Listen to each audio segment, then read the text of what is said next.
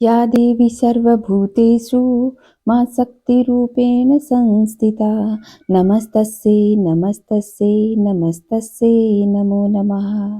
जय माता दी दोस्तों।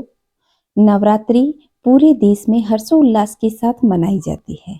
शारदीय नवरात्रि और चैत्र नवरात्रि का विशेष महत्व होता है। इन दोनों ही नवरात्रि में भक्त माता की भक्ति में पूरी तरह डूबे होते हैं।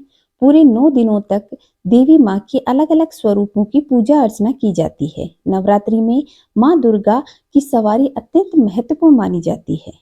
देवी माँ की सवारी देश दुनिया में होने वाली तमाम घटनाओं की ओर संकेत देती है। इस साल चैत्र नवरात्रि पर माता कौन सी सवारी के साथ हमारे यहाँ पधारने वाली हैं, नवरात्रि कब से प्रारंभ है, आइए जानते हैं इस वीडियो के माध्यम से। अगर आप चैनल पे पहली बार आए हैं तो चैनल को सब्सक्राइब करके पास के बेल आइकन को दबाएं और कमेंट में जय माता दी अवश्य लिखिएगा। संपूर्ण नवरात्रि की चौकी की स्थापना किस तरह करनी है, घट स्थापना किस तरह करनी है, पूरी वीडियो आपको इस चैनल पे उपलब्ध हो जाएंगी। नवरात्रि विशेष का एक प्लेलिस्ट है, आप वहां से जाकर के सारी जानकारी प्राप्त कर सकते हैं।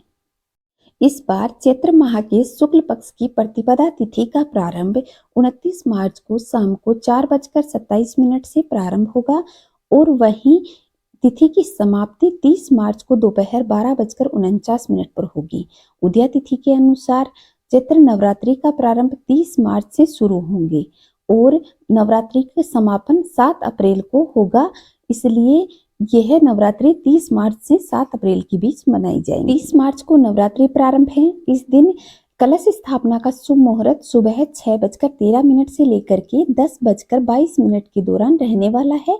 इस समय आप कलश स्थापना कर सकते हैं और नवरात्रि प्रारंभ कर सकते हैं। अगर आपका 10 बजे तक कार्य संपन्न ना हो तो फिर अभिजीत मुहूर्त में भी आप घट स्थापना कर सकते हैं, जो 30 मार्च को दोपहर 12:01 से लेकर के 12:50 तक रहने वाला है। तो आप इस शुभ मुहूर्त में भी अपनी घट स्थापना कर सकते हैं और माँ दुर्गा की पूजा अर्चना कर सकते हैं। आइए अब जानते हैं कि इस नवरात्रि माँ भगवती कौन से वाहन पर सवार होकर आने वाली हैं, जिससे हमारे सुख समृद्धि और वैभव के बारे में पता चलता है। तो चैत्र नवरात्रि को माँ भगवती हाथी पर सवार होकर आएंगी और प्रस्थान भी हाथी पर बैठकर ही करेंगी। कहते हैं जब माँ दुर्गा की सवारी हाथी होती है तो यह बेहद शुभ संकेत माना जाता है।